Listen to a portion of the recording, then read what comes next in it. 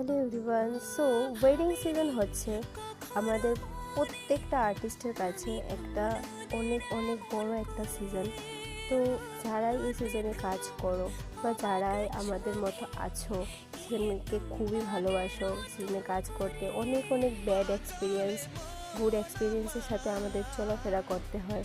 তো ওয়েডিং কাজটা ছিল আমার 21 নভেম্বরের একটা কাজ ছিল। তো নেলসের কাজ ছিল প্লাস মেহেন্দির কাজ ছিল। তো আমার যে ব্রাইড ও খুবই মিষ্টি ছিল, আর এটা ছিল মেলা ঘরেই।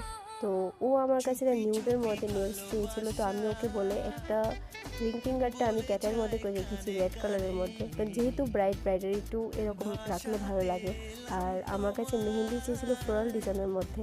তো কীরকম কী হয়েছে তোমরা জানিও। আর অনেকটাই দেরি হয়ে গিয়েছিলো কাজগুলোর সাথে সাথে, প্লাস বাড়িতে এসে অনেকগুলো কাজ ছিল।